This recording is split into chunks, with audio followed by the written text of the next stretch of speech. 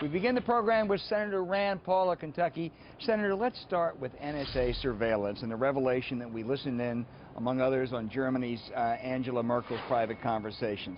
Is this just business as usual, as General Clapper says, and do you believe that President Obama didn't know anything about it? It's hard to believe he didn't know, and my question is, are they tapping the president's phone also? He's got a cell phone.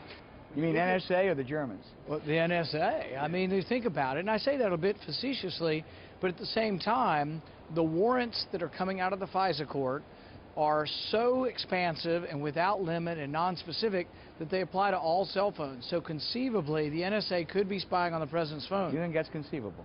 Well, I mean, not in a bulk way, yes, that he could be included. Now, I think he's encrypted.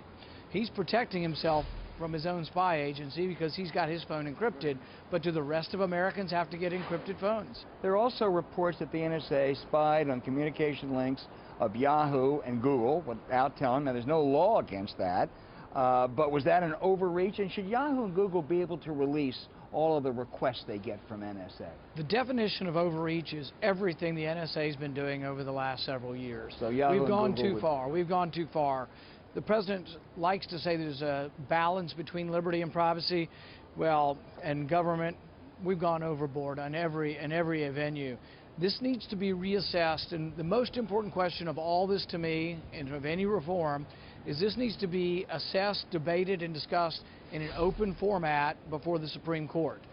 It totally goes against everything our country stands for to have a secret court. FISA meets in secret. There are no two sides. The government presents evidence. There's no one to present another point of view, and then to decide in secret what the Fourth Amendment applies to. Would you like to see Google and Yahoo and others be able to release the requests they get? Absolutely. But you know what I would also do, and they may not like this so much, is the Patriot Act took away liability protection or gave them liability protection. My privacy agreement with any of these internet companies is only so good as they believe that I could sue them over it. If I can't sue them over it, my privacy agreement means nothing. So release the information but take away liability. Absolutely. Let's turn to the Fed. You have said that you want to hold up the nomination of Janet Yellen until you get a vote on your Fed audit bill. Harry Reid says he has the votes to get it Yellen passed now. Does he? And what kind of support do you have? How long can you hold her up? Will you filibuster? Well, here's the whole thing. The Audit the Fed bill passed in the House after 20 years of my dad agitating on this. Every Republican and 100 Democrats. Overwhelmingly bipartisan transparency bill. Apparently, Janet Yellen's been in favor of transparency at the Fed. That's all we're asking for is an open audit a year after the fact. I think that there are a lot of people in middle-class America, what some want to call flyover America, where I live, who are concerned about the revolving door from the Treasury to Wall Street firms to the Federal Reserve. And our concern is, are any of these manipulations of money and money being distributed helping people personally? Are people becoming wealthy off of policy that we should know about? I want to ask you one more question about that, but how about Yellen per se? Will that nomination be approved this year? Will you be able to hold it up? Will you filibuster it?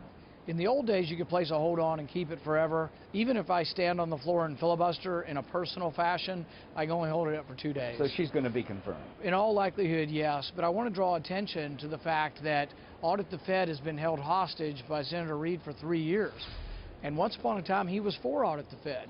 We have floor speeches all through the 90s. He would come down here with Senator Dorgan, and they were for auditing the Fed. My question is, let us have at least a vote on this. Some people say that if you take away any independence in the Fed, which an audit would do, that it goes to Congress, and that means the party in power can influence, pressure the central bank to adopt policies to their political liking. If they're not doing anything untoward, there should be no reason why we couldn't look at it. This doesn't affect any Fed power. It's a look back over a year's period of time. I think it's the very least we can do. The Federal Reserve is a creation of Congress. They are under our jurisdiction. Right now, we're going the opposite way in all of government. The biggest problem, if I could name one problem in all of government, is giving power to agencies that are not directly responsive, either bureaucracies or the Federal Reserve. Like Dodd-Frank, create a whole new agency that's no longer responsive to the people. If you got a vote on the Senate floor, if you actually got a vote, do you think you could secure 51 votes? I don't know that we can win. Sometimes they play a game, they don't let you win with 51. You got to have 60. It's unlikely to have 60. We have 25 co-sponsors. We've been as high as 37. We have one Democrat co-sponsor. So there's not a great groundswell on their side. But I think if you ask the American people, I think it's an issue that 70% of the American people don't think it's right for a guy to come out of the Treasury and make $160 million on Wall Street the very next year and then go back into Treasury the next year. This revolving door, we should at least know what the policy is and whether anybody's getting rich off of that policy. There are a number of conservative groups, Jim DeMent's group, the Senate Conservative Fund, the Club for Growth, that are supporting challengers to incumbent Republican senators. Kansas, Mississippi, even Kentucky, where you're backing Mitch McConnell. Is this helpful or hurtful to the Republican Party? I'm a big believer in the free market, so that means competition's good. It makes us all better through competition. Now, am I supporting any of the challengers against incumbents? No. But is competition good? Yeah, it makes us hone our message better, makes us present it better. Without competition, we'd look more like one-party rule. So it's helpful then? Yeah, I don't think it hurts. Yeah. Debate, discussion's good. You and Senator Ted Cruz, both first-term senators, both staunch conservatives, both have attracted national attention. How are you different philosophically or temperamentally? You know, I don't know if I have an answer to that. We are friends, you know. We probably vote together a large portion of the time.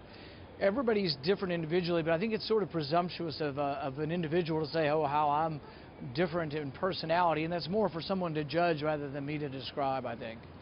How about January when we hit the next continuing resolution? Will there be another shutdown? I don't think so, but I think, and what I tell people at home is there's a conundrum. Nobody at home, and I mean nobody, thinks that we should raise the debt ceiling without conditions. But they also aren't real excited about going through deadlines. They're not excited about shutdowns either.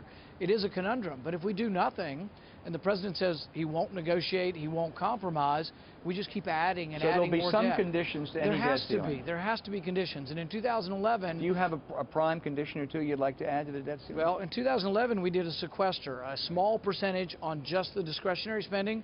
Do that on mandatory and I might retire. If you put a 1% cut in mandatory spending for 10 years, 1% a year... You don't think you get that through the Senate though, do you?